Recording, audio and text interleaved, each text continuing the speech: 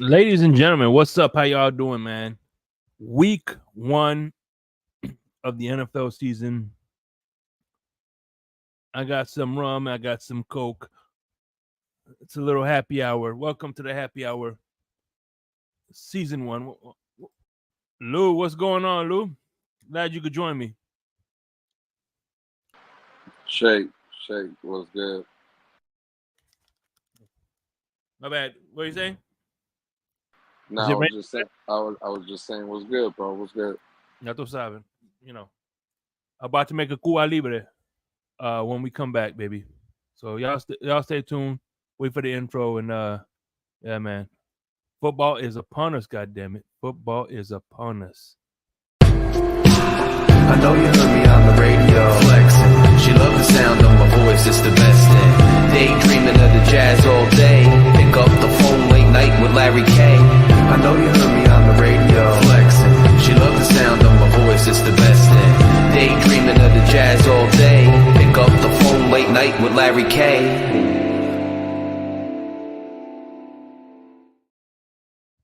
I have a question, Lou. When they say throw outside the numbers, what does that mean? Please explain to me like I'm 5. Well, they're trying to say so, like on the field, when you see on the kind of close to the sidelines, the 20, the 30, the 40, the 50, or whatever, that if the quarterback, let's say, is standing on the left hash, Mm-hmm. they try to paint the narrative. I'm just going to use Tua for the example. If he's standing on the left side of the field, basically the left hash, people want to say, let's say if he was throwing a 10 to 15 yard out route on the right side of the field, like outside of the numbers, like where it says 20 going Mm-hmm. to the sideline on the other way, like Tua wouldn't be able to make that throw because of his Oh, arm or the arm talent. okay. That's what they kind of mean by that. Look, I want you to pay attention to the last clip, the one right before Dolph Freaky. All right. I know you heard me on the radio flexing. She loved the sound of my voice, it's the best thing. Daydreaming of the jazz all day. Pick up the phone late night with Larry K. I know you heard me on the radio flexing. She loved the sound of my voice, it's the best thing. Daydreaming of the jazz all day. Pick up the phone late night. Did you see that pass? Mm-hmm. Yeah. Yeah. Listen, there's a lot of narratives that people want to say, but and that's fine. then I'm like, oh, he doesn't do it consistently. Yeah. They'll make up anything, bro. So before we talk about the season opener, I got my my rum. Of course, I got the spice. I got my Coke, and of course, you need the lime. I got my Dolphins cutting board right here, bro. Mm. Boom. Cut me a little slice. You don't need a machete for this shit. It's a little knife. Nah, you definitely don't. Hey, well, just a little quick update. It's not nothing to get excited about. I'm definitely not excited about it. But I got a phone call today from my son in Louisville. Okay. He went down today. They were practicing. Went down. He went down with an injury or whatever. He had to have the MRI or whatever. He said it was bad. That's basically all I got. Through a text message. So when I talked to him, it was only for a couple of minutes, and basically he said they were getting ready to go for the MRI or whatever. Well, turn to find out, torn the ACL, out for the year, surgery scheduled for Saturday. So oh shit. Yeah, I'm flying out tomorrow at 11. Mm-hmm. And it's looking, as of right now, I'm probably not going to make week 1. I've already told my cousin, my uncle that was supposed to be going to the game as well, that I'll have an extra ticket. I'll just give it to them, kind of usually what happens if I can't make it. But, yeah, so crazy, man. Crazy, absolutely crazy. Yeah, man. Well, a good thing he was redshirted anyway, right? Yeah, he got in the first game a little bit just because, again, anything under 200 snaps, and they were blowing Austin P out. So, they got in for a little bit. But yeah, today at practice, he was actually returning a punt, and he kind of got like tackled. He said kind of from like behind. Yeah. And I guess when he said he planted his foot, it just automatic pain, and he thought he kind of like hyperextended the knee. That's what I thought when I originally talked to him. But no, MRI showed torn ACL. So, hey man, the luck of the draw, man. But it is what it is. Apparently, this dude made a song. I made a song, a music video called 2 o'clock. Y'all want to see it? Nah, we good. Shout out with Trey Murray with the super sticker. Thank you, brother. Appreciate you. So it's week 1. Obviously, it's gonna suck. You're gonna miss it. I'm not going. I'm not going either because my Vegas trip, sent me back a little bit. Right. So I am I'm at week 3. I am going to Fort Myers so I could see so I go to Dolph Freaky's watch party. Those are always good to go to. The atmosphere is good. The watch party for Seattle, the Seattle game. Yeah. Okay. Yeah. She does raffles and all that shit. So Papa Paul's gonna do one. That's right around the corner from you anyway, right? Yeah. Papa Paul wants me to go to his watch parties. I'm like, no, I said, shit, 2-hour drive? Hell no. Oh shit. Yeah, he's doing it in what, Brooksville? No problem. What's up, Fred?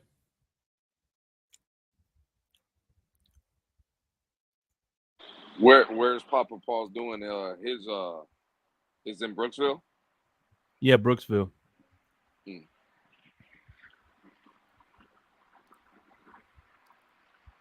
On it. Yeah. Where's Lucci at? I thought Lucci was supposed to be here. Yeah, he it's raining over here. It's raining where he's at, and so he was backed up. He does landscaping. Right. But no, he'll be back for Tuesday, man. Listen, I won't be here for too long. We just want to talk about what matchups are you excited to see? All right. Peace out, Trey Murray. Appreciate you. Raphael Courtright, what's going on? How you doing, brother? My man Dolphinier.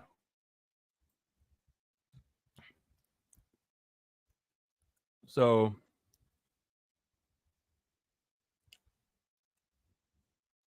well, no shot at Fred Dunlap, the dude video. I look at the end of the day, man, people be trolling. I don't know who he is, so I don't know what the hell kind of video he could have been pulling up.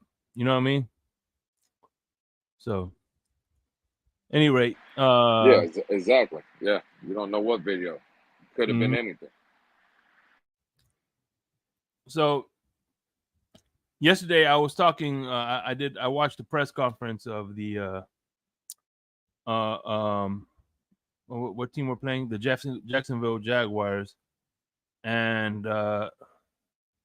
they asked them straight up about are there any advantages to preparing for a team, with this much preparation, going into week 1. And he says, well, it depends on who the opponent is. You know what I mean? He said, obviously the offense is going to be a little more easier to prepare for because he has McDaniels, but with Weaver, you kind of got to guess a little bit. You got to do maybe research Baltimore, but at the end of the day, just because what they run at Baltimore doesn't mean that's what he's going to run, And who are you talking about? Who said that? Doug Peterson. Oh, okay.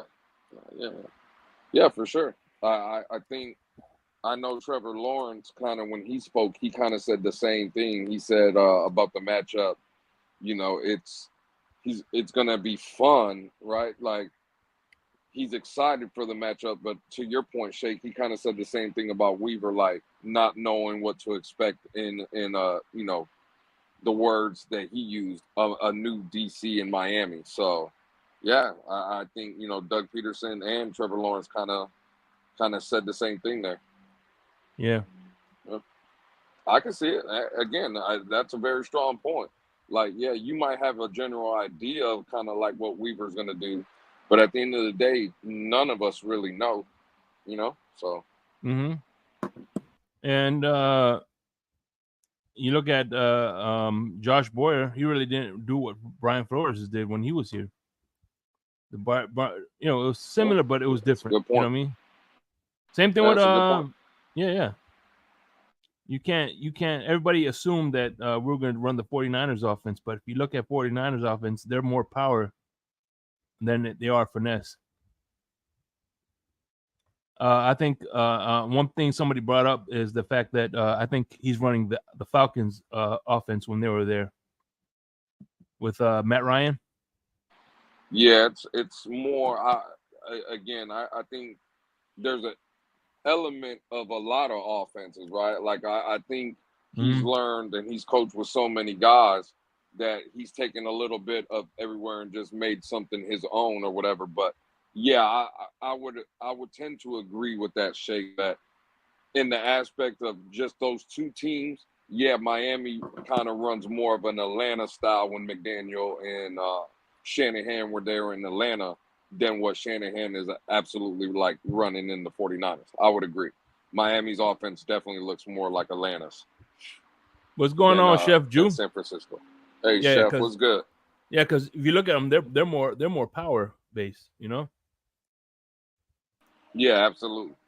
Well, just to your point, they're more power based. I mean, look at their receivers, plus 6 foot, you know, dynamic, but not as dynamic, shifty as our receivers and stuff. And, you know, running game kind of similar, though. You look at like the A-chains of the world, you look at the Christian McCaffreys, and I'm not trying to say the A-chain is McCaffrey, right? But McCaffrey is speed and shiftiness and stuff, and A-Chain has pass catching as well. Like A-Chain's working on that. So, yeah. kind of similar in the running game aspect or by player, but yeah, the 49ers are just built different, bro.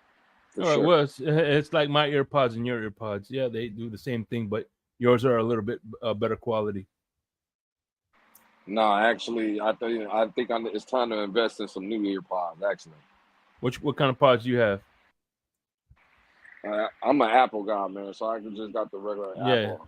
AirPods. Shit, I got the fucking $40 a JBL earbuds. So, hey, those are good. Actually, I recommend anybody to get the minis because the minis they sync onto 2 phones at one time. Really, they sync up to 2 phones? Mm-hmm. Man, that's crazy. Yeah, because I have an iPhone for work phone, and I have I have an Android, and so usually with the other buds, I have to turn one off.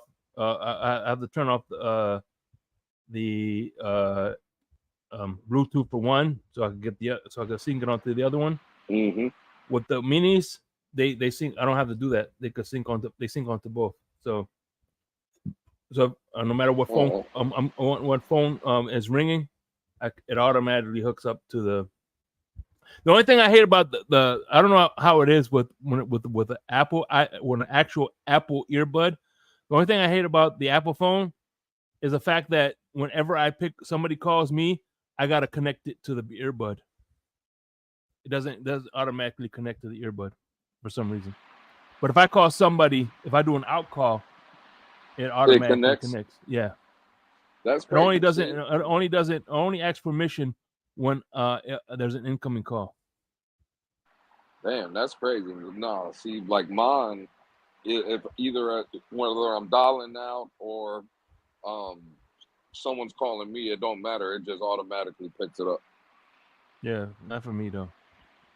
That's crazy. Yeah, Amador, what's going on? Chef Jew, giving you a shout out over there. So, man, What are the matchups you're looking to see, man? You think Ramsey will play this game? Hey, man, I'm crossing my fingers, Shake. At this point, bro, I do think he'll play. But that's just more of wishful thinking, So, but I mean, I don't know. And it's funny. This isn't a know. McDaniels. This isn't a McDaniels issue. This is with Flores. This was with Adam Gase. This was with you insert coach here, and we've had the same issue. The fucking injury report list is always a fucking laundry list, bro.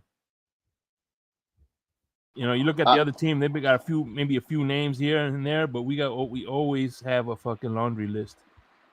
Yeah, but I wonder how many of these injuries, like I see this report, right, and it's like, how many of these guys are really, really injured, right? Like I think again, I used to say it for Brian Flores. I'm gonna say it here from the Mike McDaniel situation as well.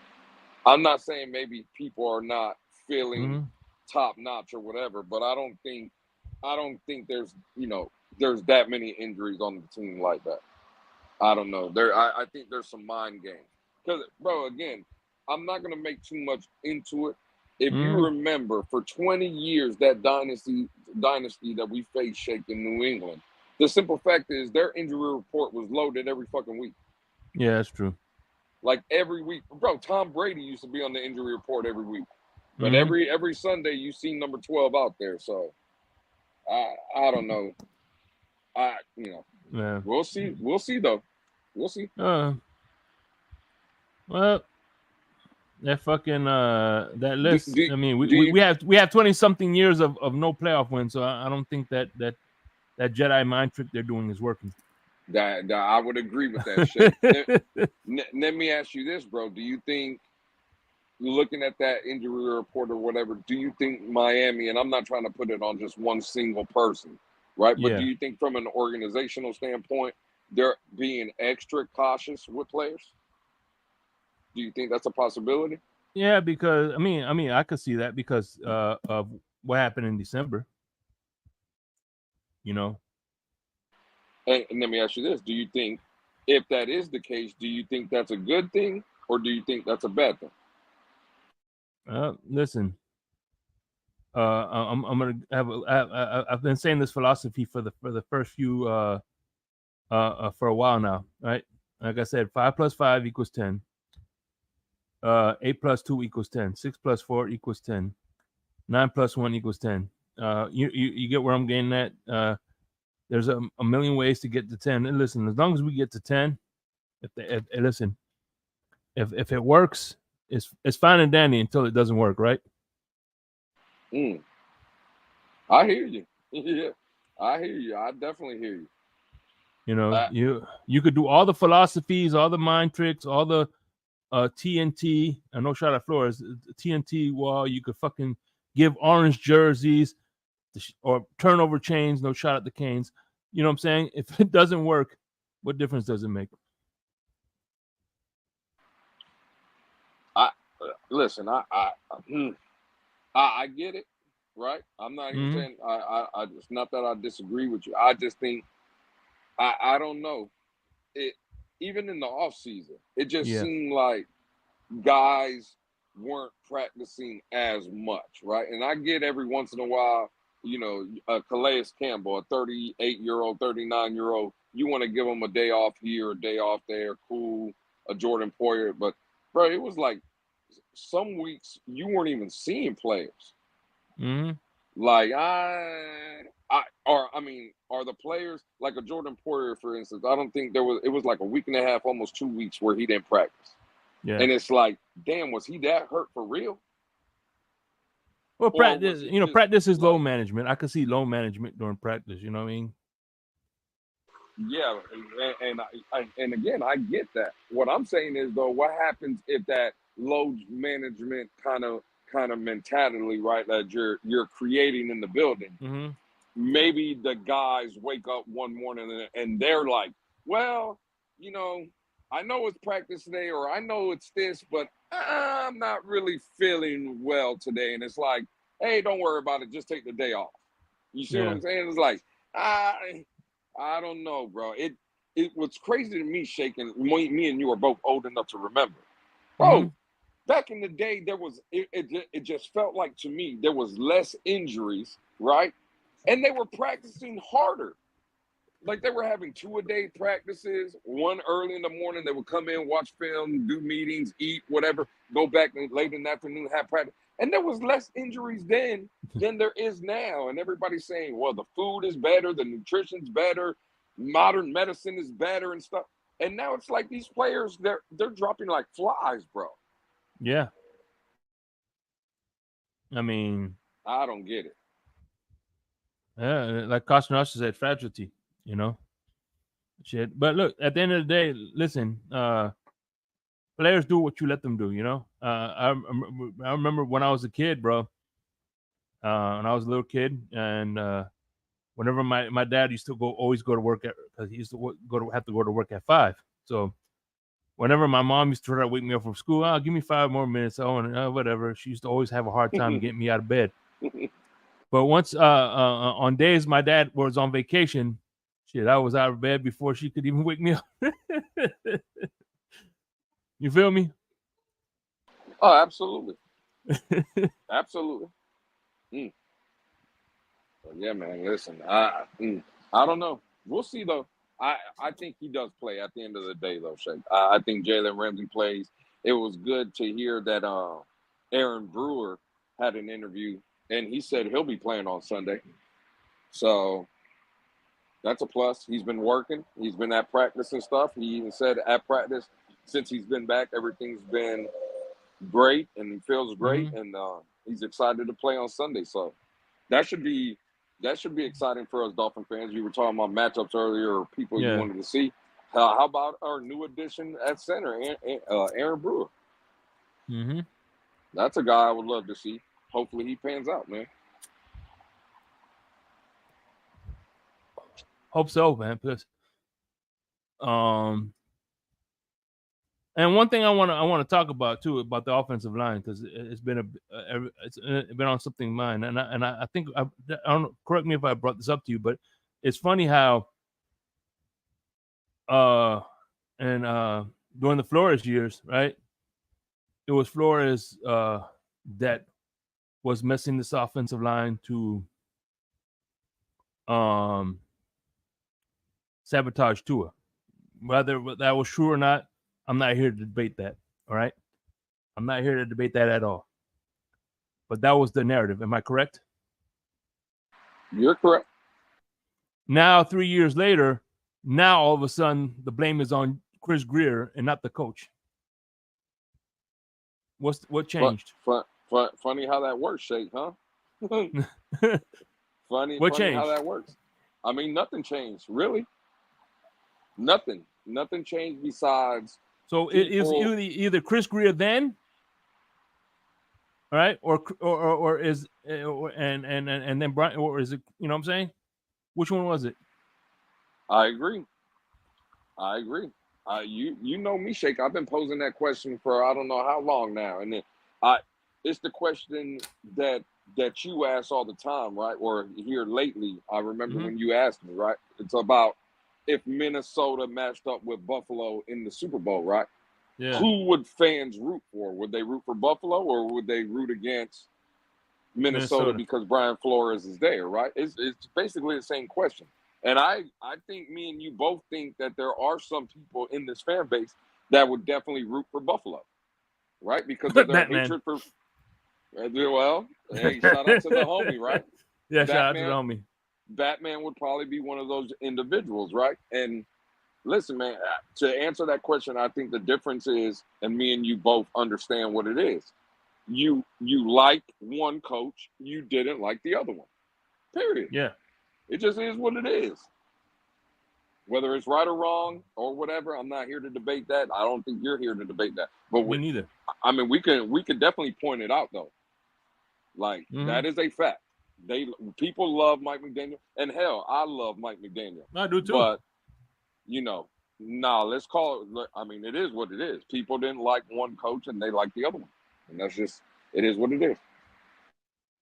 So, and it's funny is, it's all about who they assign the pick. Like for instance, okay, you could tell who favors who when you when you hear that person assign the draft picks. If it's a good draft pick, they assign it to the person they like, and if it's a bad person, they assign it to the person they don't like. 1000%. It's like they don't fucking play rock paper scissors back in the back room. Okay, you go. All right, damn, I pick. All right, I'll pick this time. Oh, you pick this time. No, one either and again, at the end of the day, I agree to some extent that Chris Greer does have his shared the blame, but what, like you said, the reason why the reason why Brian Flores got fired was because Ross wanted a collaborative effort. So at the end of the day, regardless of if Chris Greer had the final say, he wanted at least input from McDaniel, and at the end of the day, Chris Greer doesn't make the depth chart. Chris Greer doesn't assign who stays and who goes when the 53 man is being you know what I'm saying, unless it's maybe a first round draft pick or something like that, to that extent, Yeah, absolutely. Listen, there's blame to go around. Everyone, everybody holds blame in a certain area or aspect of the football team. It's just what you said earlier, Shake. You were spot on, right? When you talked about when you get a draft pick or you bring someone in free agency, if it's good, the people are going to assign it to whoever, and if it's bad, they're going to put it on another person or whatever. And the best illustration, Shake, is people will tell you that Mike McDaniel got Tyreek to come here, right? That's what people will say. Yeah. Now, Mike McDaniel himself, Shake, has come out in an interview and said, Chris Greer came into my office and told me Tyreek Hill was available. Should I make the move to go get him? Now, Mike McDaniel, obviously, to his credit, right, he said, absolutely, go get him, right? But how in the hell do you want me to believe, Shake, that Mike McDaniel got Tyreek to come here when Mike McDaniel didn't even know Tyreek was available? Yeah. That was Chris Greer that was on the phone, that was talking to people. Oh, shit. Oh, hey. Oh, no shit. Tyreek Hill is available? Okay, well, give me 5 minutes. Let me call you right back. Right? Mike McDaniel did not know, but according to some, Mike McDaniel is the reason Tyreek is here. Well, here's the thing too. Here's the thing too. And you laid it out perfectly, because I want you to think about this. What you said here. The key word is he said, "What do you think?" If it wasn't a collaborative effort, he would have came up to him and said, "Hey, we got Tyreek Hill." 1000%. He got his input. Irving Figueroa, football is back, boys. Nice. Irv, what's good? Football is back. Yeah, man. Let me ask you this: close game. If we win by a close game, does that disappoint you, or are you expecting a big victory? Shay, listen, just win. I could care less what the score is. It could be 19 to 19 and a half. You can win by half a point. I don't care. And it's funny. But you know what's funny is, like, look, again, I'm not, my history with the Canes, all right? But I'm being honest. I'm being sincere when I say this. Like, someone like the Canes, with a weaker schedule, listen, there's upsets on every year. So just because on paper you're not a hard team doesn't mean you're a soft team. You know what I'm saying? But at the end of the day, you got the Canes are playing a bunch of unranked guys, so they're gonna need the points. That's where the points matter, the style points and shit like that. This ain't college. We don't need style points. Same thing with the Gators now. We don't need to with ranked opponents. When you're playing a ranked opponent, it doesn't matter how much you're winning by. You know what I'm saying? No, you just gotta beat them. Absolutely. But when you're playing an unranked point, I say that to say this, man. There's no such thing as a tiebreaker for most points put up. And, we put up 70 points, and that didn't do us any favors at the end of the year, did it? Yeah, exactly. Just because we put up 70 points, they didn't give us 3 wins instead of 1. Yeah, for sure. I agree, bro. Again, I listen.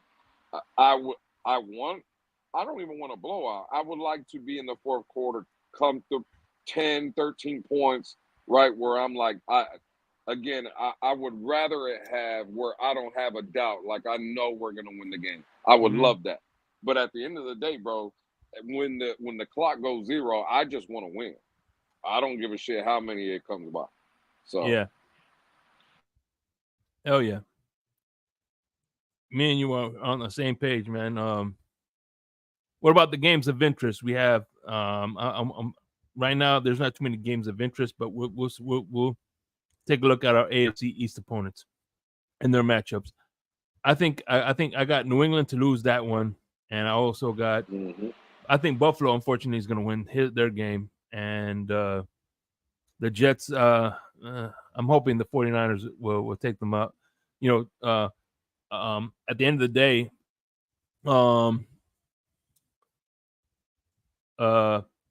Shanahan has a good. He's not like Bill Belichick. He has a good record against his pupils. Yeah, there's some concerning news out of the 49er camp. Christian McCaffrey might not play. Yeah, he has something with his Achilles or hamstring or something like that. He's on the injury report, and I don't know, but I tend to agree. I think Cincinnati beats New England. I think Buffalo, probably takes care of Arizona at home, and depending on what that game looks like, it could be a toss-up, man. You could be looking if the Dolphins win. I could easily see everybody except the Patriots. Everybody in the division having 1 win. I could see the Jets beating the 49ers and definitely Buffalo beating Arizona. So yeah, not to mention this one. I think this one is more important to us than the Patriot. I mean, then I know the Jets win because they're actually Bills and the Jets play NFC opponents, so they're not going to have to compete with tiebreakers to make the playoffs. So this is something that's definitely one thing. People don't. I know it's early in the season, but it's one of those games that if we win, we get those tiebreakers. So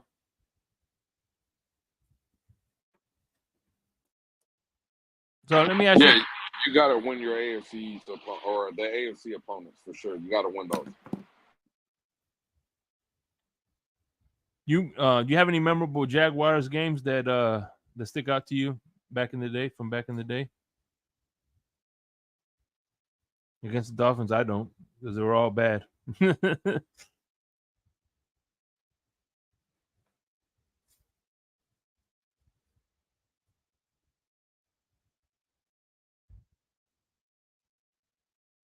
Oh damn.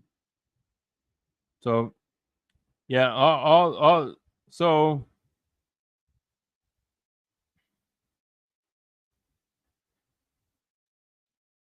Jacksonville leads the series right now, right? With 6-5. 6-5. All time. We are 6-5 against the Jacksonville Jaguars. All time. So let's go a little back ways. Miami's first time playing was in October 12, 1998. We lost 28-21. The second meeting was January 1st, 2000, 62-7. The third meeting was October 12th, 2003. We won 24-10. The third meeting was December 3rd, 2006. We lost 24-10. December 13th, 2009. We won 14-10. December 16th, 2012. We won 24-3. The October 26th, 2014, we won 27-13. Here we go. September 20th, 2015, we lost 23-20. December 23rd, 2018, we lost 17-7. September 24th, 2020, we won 31-13. And the last time we played was October 17th, 2021. We lost 23-20. And this, I guess, this time is to be written. You know what I mean? I'm only gonna be on for a few more minutes. I'll drop the link. If anybody want to come up real quick and give me your score prediction. And for those who don't want to come up, let me get your guys' score prediction. What's up, Mr. Polk? Come on up, man. Aquavision, what's up? What is your? I'm trying to get y'all score predictions, man.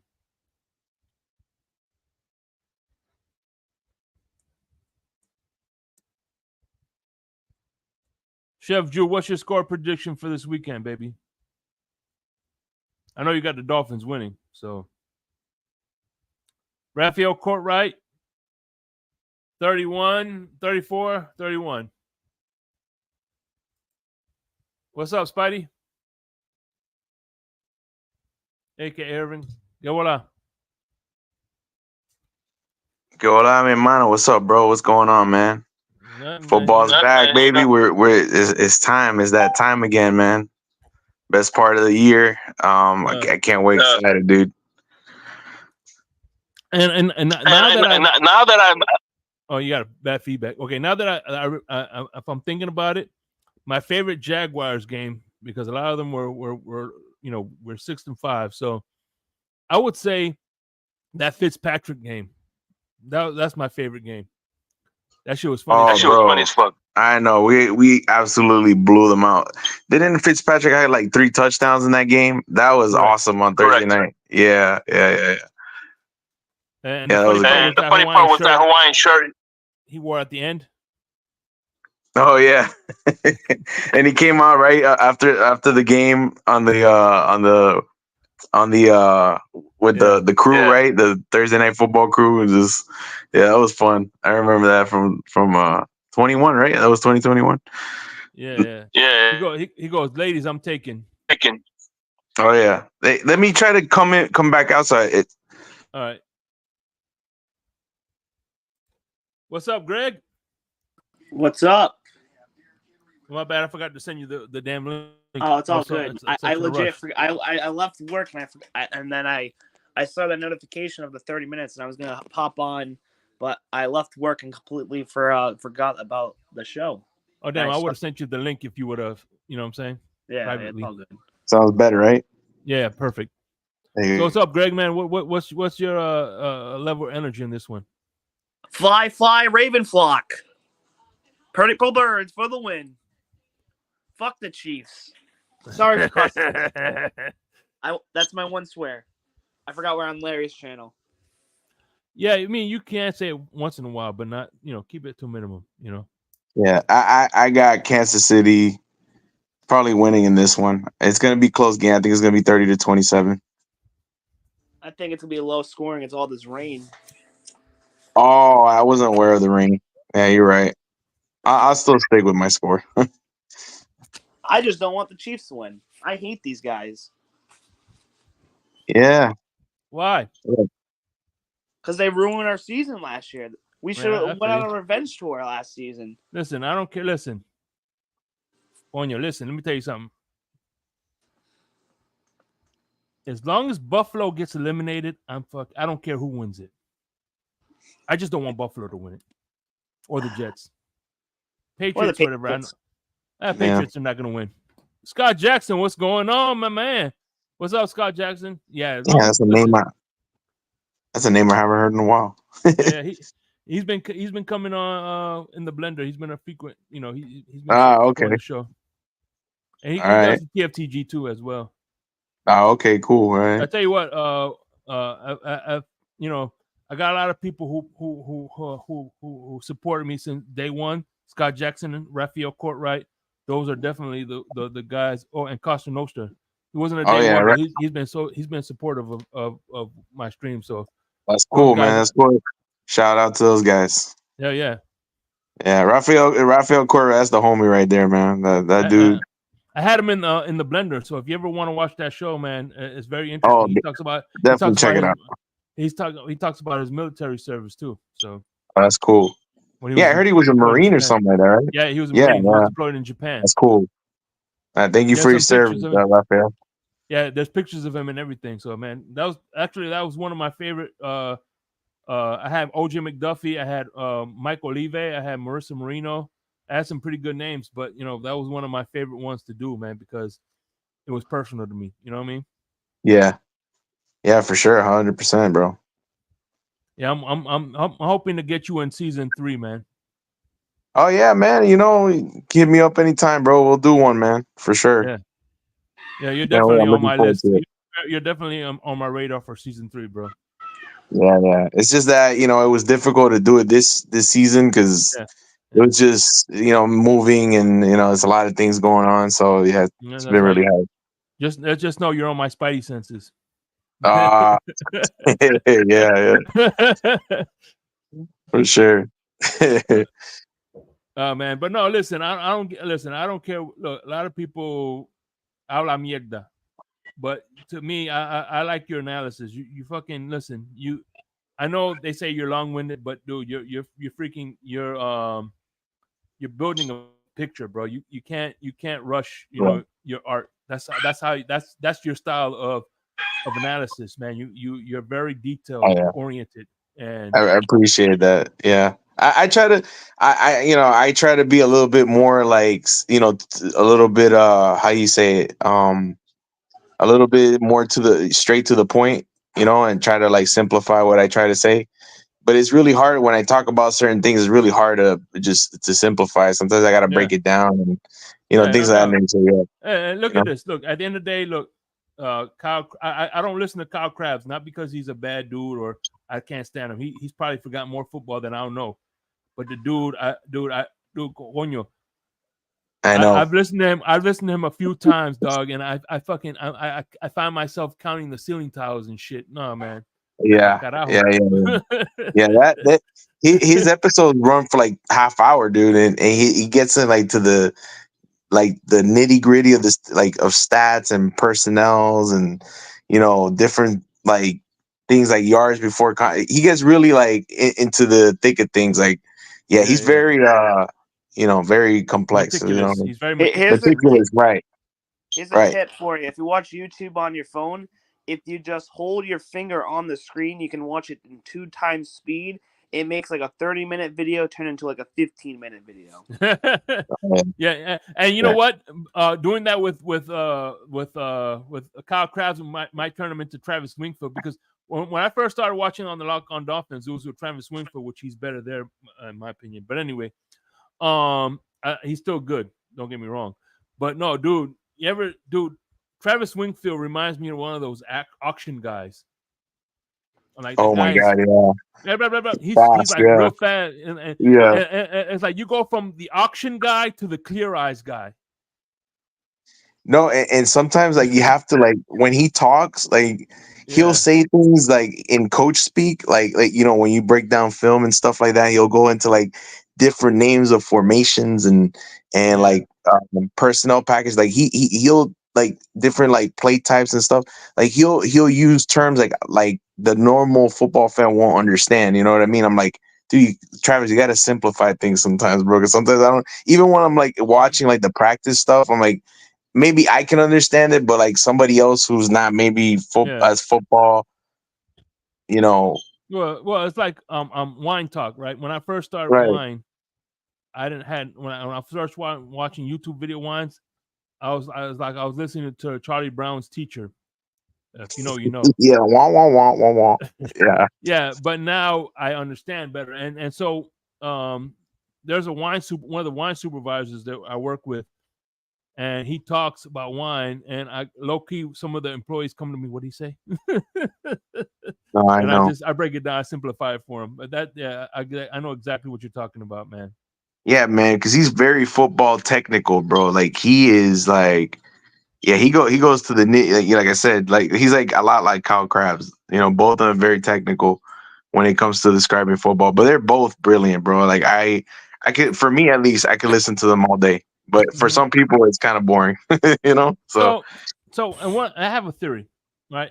I think one of the reasons they do that is because they're not football guys, so they I think they not to compensate, but they use those verbiage because it try to give them a little more credibility versus somebody like, for instance, Jimmy Johnson. He doesn't need to use that verbiage because this guy won 3 rings. He knows what the hell he's you know what I'm saying? So they don't question his credibility. 100%. Yeah. John Madden. What's up, Mr. Pope? John Madden, dude. That guy, dude. If anybody simplified football, it was John Madden, bro. Yes, goodness. And fun too, bro. He makes football really fun.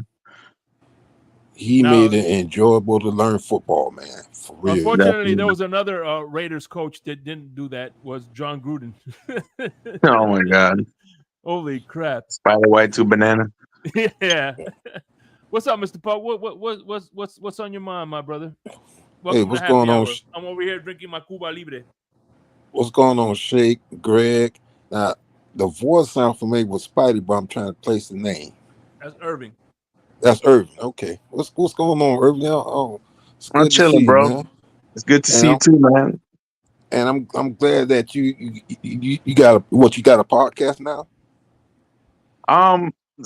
Not necessarily, but I kind of like I'm kind of like a guest co-host, you could say, for Miami Dolphins content. So you can catch me over there sometimes. I do shows with MCJB. Yeah, I haven't got the notifications. That's fucking bullshit, man.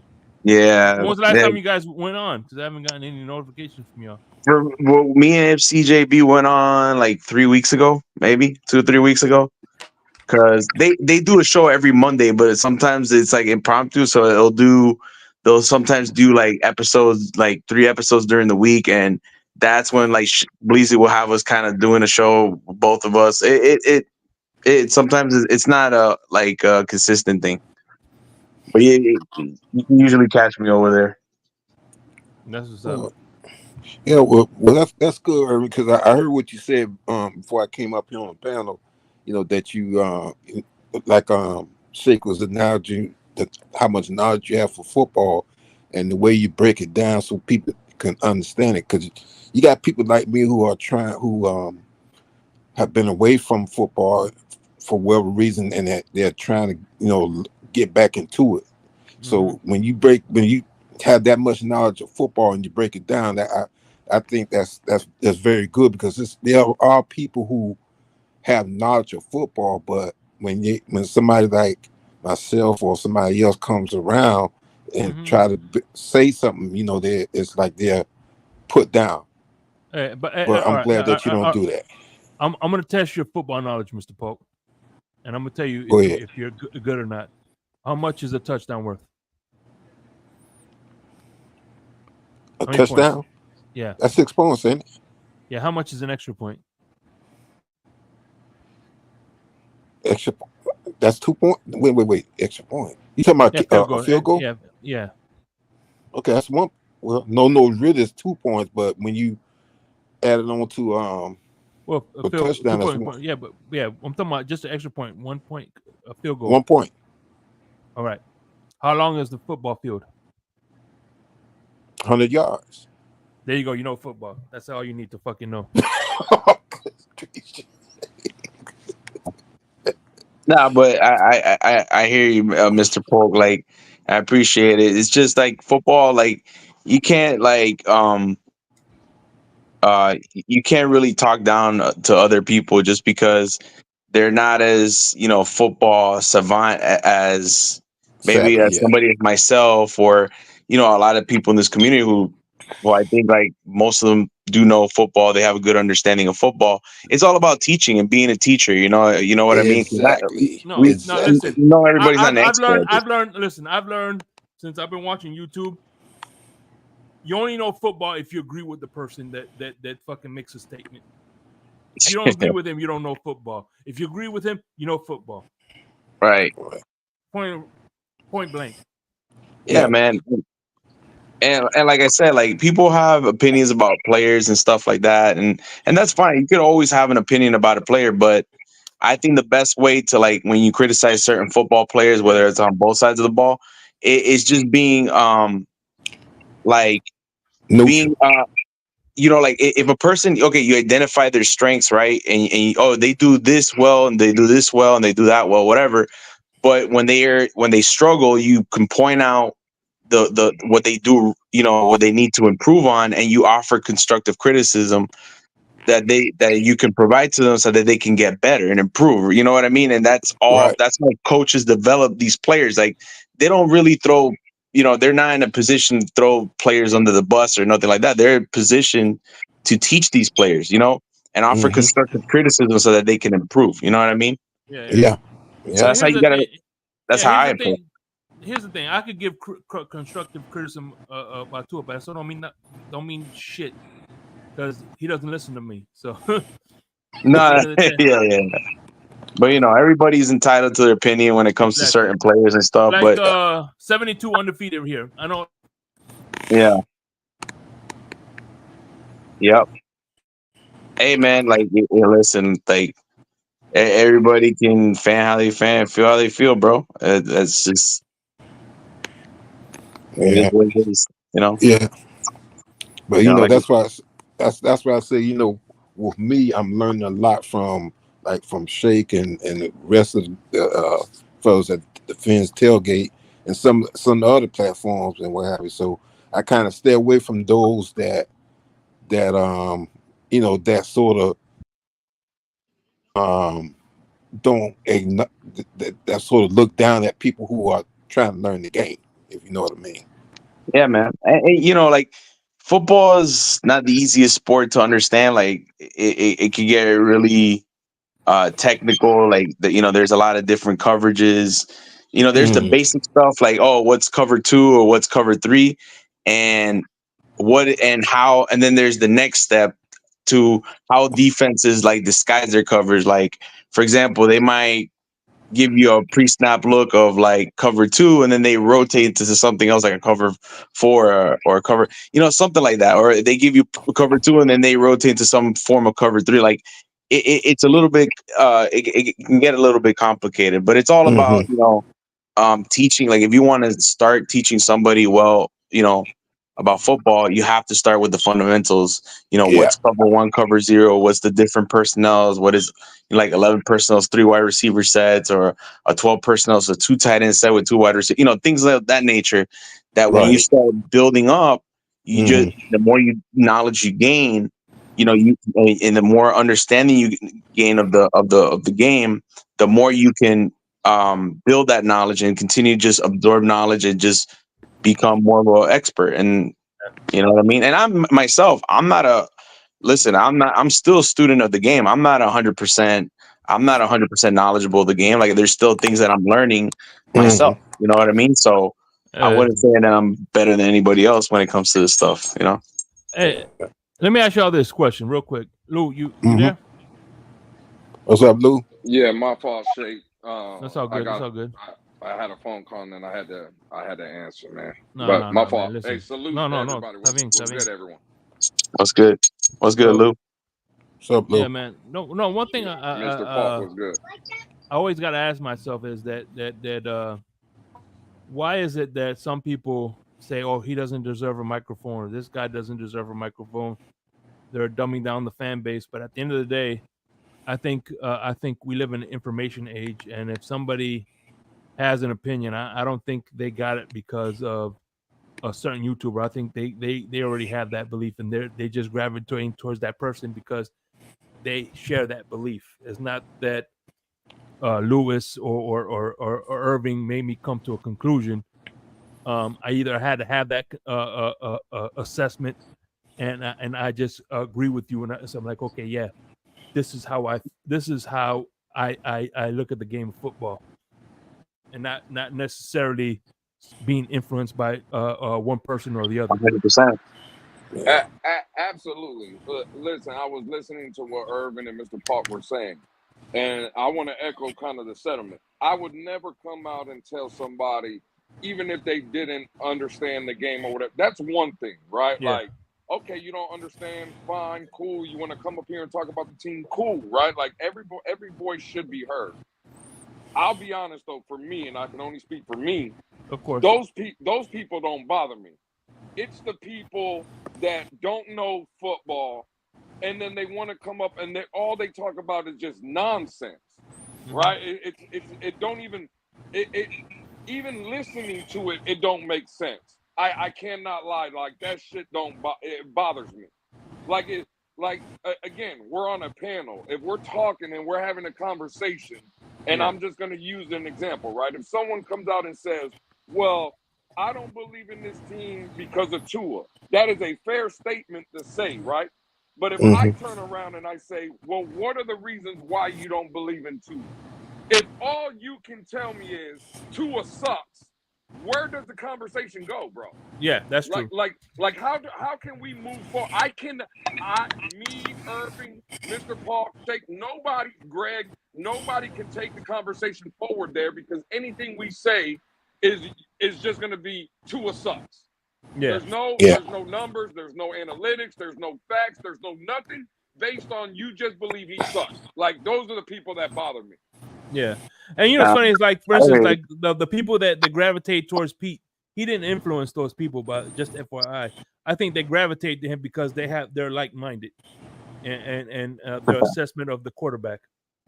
Yeah, but the other day, I was when I was listening, it got way out of hand to the point where I was upset and I had to get out of the track because I couldn't put up with that. But Drama sells. Right.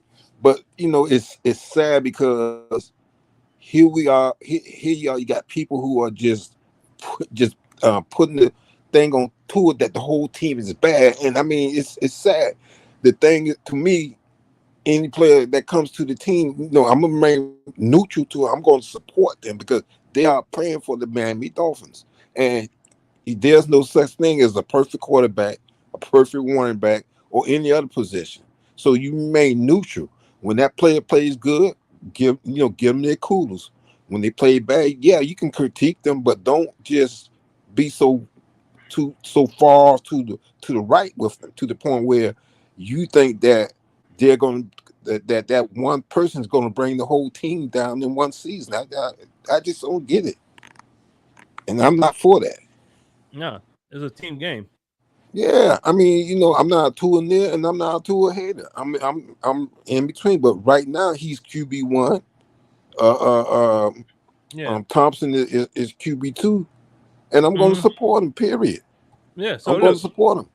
Yeah, Tua was the quarterback when we lost, but he was also the quarterback when we won. So exactly. And if he's a bust, then why is he on our team? Why is he QB1? That means that somebody don't know what they're talking about. So support the man. If you're a true Miami Dolphin, you support these players. Period.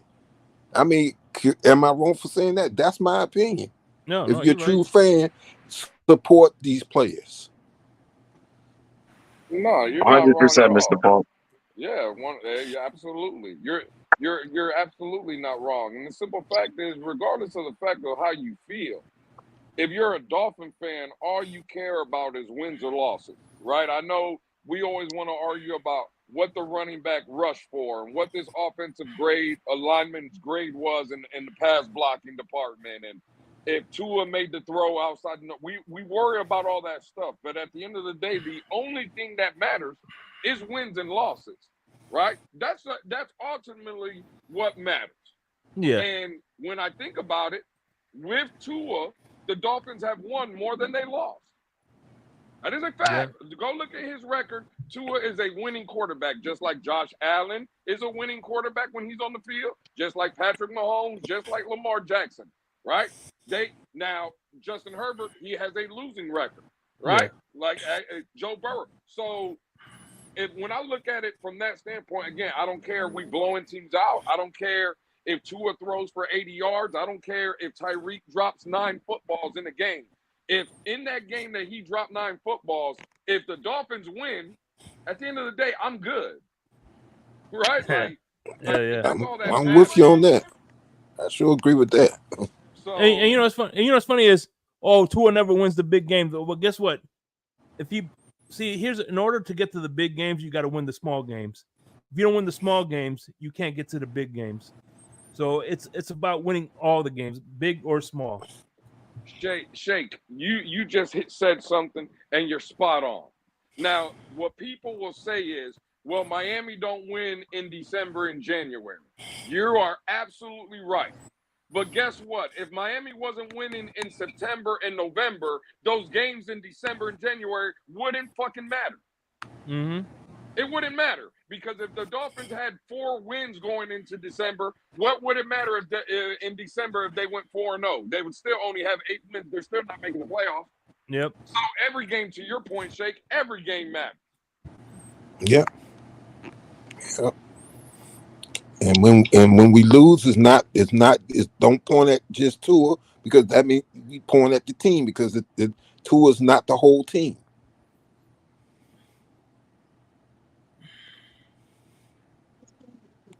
I think Lewis is spot on there. I think he made a good point that every game on this schedule counts, and we got to and the thing that perfectly kind of demonstrates that is our first 4 games of the season. Like early on, we got Jacksonville, we got Buffalo, then we got to go to fucking Seattle.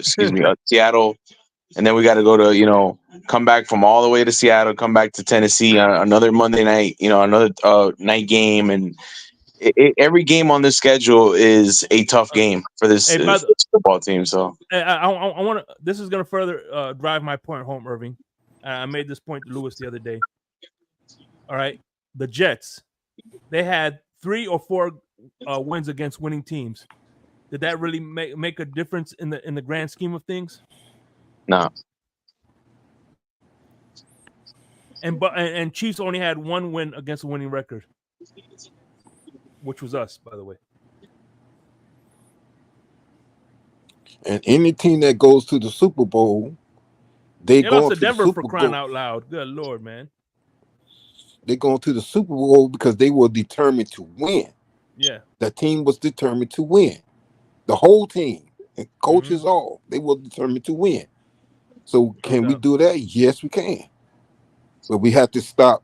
We got to find a way to get over that hump and not play this like we've been doing the last 2 seasons. We got to play different. We got to play more aggressive. Just like Lou said and Irv said, we got to come out and hit the ground running with each game. Be aggressive and put, like I said, don't let up. If you winning, don't let up. Keep like I said, keep the pedal to the metal and keep on going.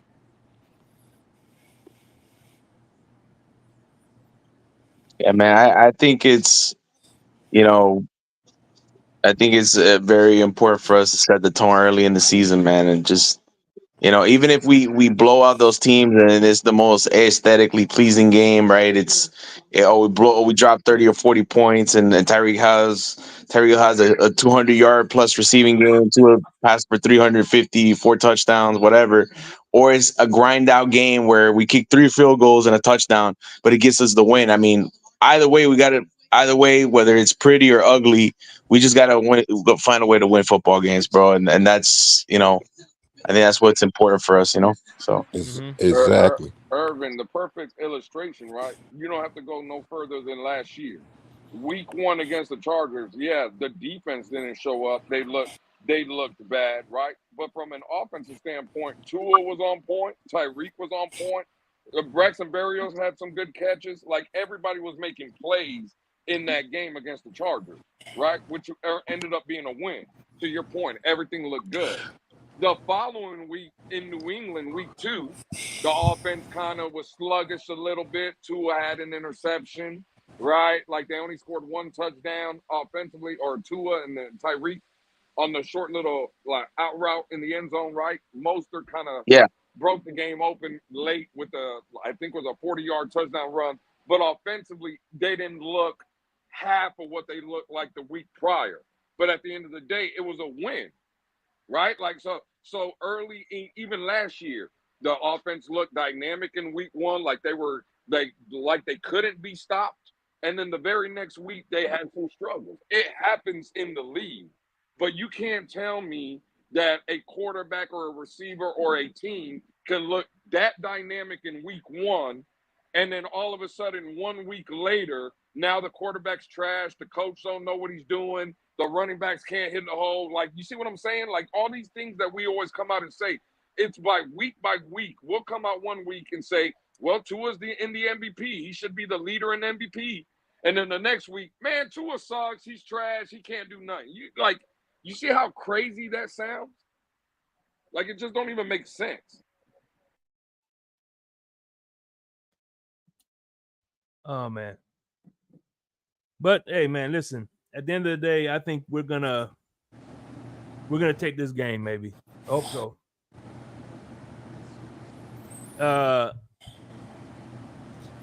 Hey, listen. I'm gonna wrap this up, and spend some time with the wife and whatever.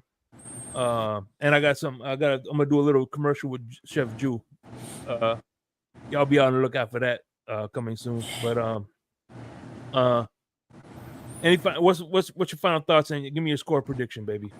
Hey, final thought for me, Shake, is football is back. God damn it, the game's about to start. And then prediction for Miami and Jacksonville, I'm gonna say Miami 31, Jacksonville 20. I say we win by 11. So okay, there you go. Hey, fellas, have a good night. Football's back, Shake. Hey, by the way, prayers up to your son, man. If you want to update, can you? If you want to update, you can. If you don't mind sharing. Yeah. Listen, man. He again on the field today had an injury, ends up torn ACL. Good grief! I'm flying out to Louisville tomorrow. Surgery is scheduled for Saturday. That sucks. Yeah, he was he basically told me when I talked to him earlier, he didn't know it was a torn ACL. He just said it was kind of bad. It was, he was returning. They had him returning a punt, and he got tackled from behind. And he said when I first talked to him when it happened, he said that they were gonna go check him out and do MRIs and shit like that. But he felt like a hyperextended knee, like he got pulled from behind. And he planted his foot, and he said it was a immediate pain or whatever, and he just dropped to the field, whatever. He said he walked off and everything was fine, whatever. And come to find out, I get another call a little bit later, said the MRI showed a torn ACL. So again, they got him. He's there now. He's fine. I'm flying out there tomorrow, and then, like I said, surgery on Saturday. So. Where are they playing this Saturday? They were playing a nobody, Jacksonville State, I think, or some shit like that. So It wasn't Okay. Jackson State, was it? Like the team that Dion played for? No, it's not. It wasn't Jackson State. I think it's Jacksonville. Okay. Yeah, Jacksonville it's a State or something. Jacksonville State. Yeah. Yeah. But well, Lou, I'm gonna keep you know your son and you guys in my prayers that for a speedy recovery and everything, man. I appreciate it, Mr. Paul, man. It's devastating first year in college. And it sucks, man. But again, it rolls with the punches. This ain't the first time he's had an injury. He had when he was playing in Pop Warner. He basically broke his arm to where it was just dangling. Mm-hmm. Tore everything. He had to have surgery on that too. Had pins and rods for like 10 months, and then he bounced back from that, and it didn't stop him. So yeah, he's still young too. Exactly. He's in good spirits, man. He's and he got a good dad, so he'll bounce back. Oh yeah. Listen, I've already talked to him. He understands. He has the support, and we'll get him right. I know he's gonna come home. He's gonna come home with me after the surgery or whatever. He'll be coming home. He's gonna, he'll be down here with me for a little bit, and we'll get him back up and running. We'll get him right. There you go. That's how he talk. Yeah. So, but I appreciate it, fella. Hey, football is back. Hell right? Yeah. Y'all be good, man. Be safe, my brother. All right, yes, sir. Man. Hey, and when's the Blitz pickup gonna be on? Real quick before you go. When's the next episode? I know we were planning to do a show Saturday sometime in the afternoon. I don't think the time is scheduled yet. I'm probably, unfortunately, with this news, I'm probably not going to be on that episode. But I know Tony and Alex will hold it down, and no doubt they'll probably have a guest or two or whatever. So, but shout out to the boys. They're definitely going to hold it down. But hey, salute to everybody, man. Good night, man, brother. All right, Lou. Crazy Dolphin, what's your final thoughts, my brother? Well, Shake, thanks for having me on the show, and send a shout out to Derek. Also, it was good being up here with you, with Greg and Irvin. Hey, just like Lou said, hey, it's football season. I'm all in. College football, pro football, Pop Warner, I'm all in. So I'm just watch this game and listen. Y'all have a great night and be safe. Yeah. You too, my brother. Hey, just hang on. You can hang on. You don't have to go right now. Greg, any final thoughts? About you? I'm muted. Okay, yeah. I just want to say I hope the Ravens beat the living out of this team. They just showed Taylor Swift the first time. It's getting my blood boiling at this stupid spreadsheet I'm trying to do. The Dolphins injury list is already piling up at SOE. Can we just get healthy? Just beat the piss out of the Jaguars. No offense to Jacksonville. I like the Jaguars. I like Trevor Lawrence, big fan. Can we just beat the piss out of them and get up on them early, take out the starters, and let these backups go in and not get hurt? Just escape with no injuries, no massive. I just wanted this team to be healthy in December, and let's go on a Super Bowl run. Get Ramsey healthy, get Phillips, get Chubb, get whoever else is hurt right now. Odell, get them in the fucking tube and have them with that mask on, whatever, like getting the juices going or whatever they do in the science movies or whatever they do. Get this team healthy. Let's go beat the piss out of Jacksonville. Let's start the season 1-0, and then we got Buffalo coming next Thursday. That should be a fun one. All right. Mm-hmm. Okay, how about you, Irving? Irving, any final thoughts? Yeah, man. Yeah, I think we're gonna. I'm kind of like on everybody's kind of wavelength a little bit. I think we're gonna beat Jacksonville. I think it's gonna be a close game. I think it's gonna be competitive, but I think I have my score predictions like 28-24. Yeah. Yeah, man, and we got two games in 5 days, so I think we're gonna take care of Buffalo as well too. So, man. Great show. I'm wishing a speedy recovery for Lewis's son, man, and I got him and his family in my prayers as well. Yeah, I know his son's gonna bounce back. The way he talked about his son, in the spaces and today's show, no I know he'll definitely make a bounce back. So for sure. And, let people know where you can find you and what days are you going live, man. I usually, like I said, you can find me on Miami Dolphins content. I'm usually over there. Shout out to Bleezy. For sure, Bleezy. That's the homie right there. Sometimes I'll be his guest co-host.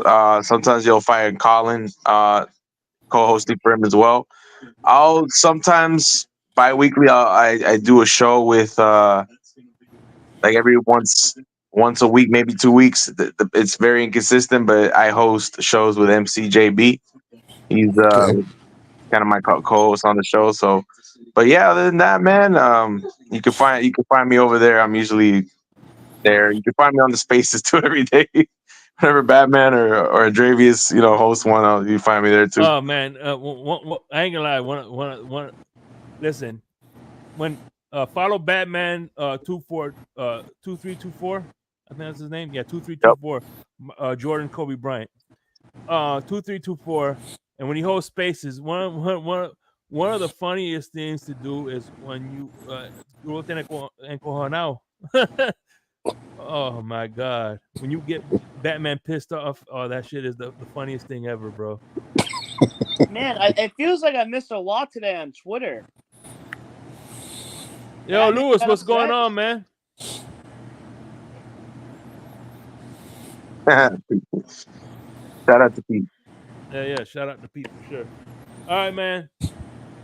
Fins up, everybody. We out this bitch. Good night, y'all. And let's enjoy some football. Yeah, go Ravens. I know you heard me on the radio flexing. She loved the sound of my voice, it's the best thing. Daydreaming of the jazz all day. Pick up the phone late night with Larry K. I know you heard me on the radio flexing. She loved the sound of my voice, it's the best thing. Daydreaming of the jazz all day. Pick up the phone late night with Larry K.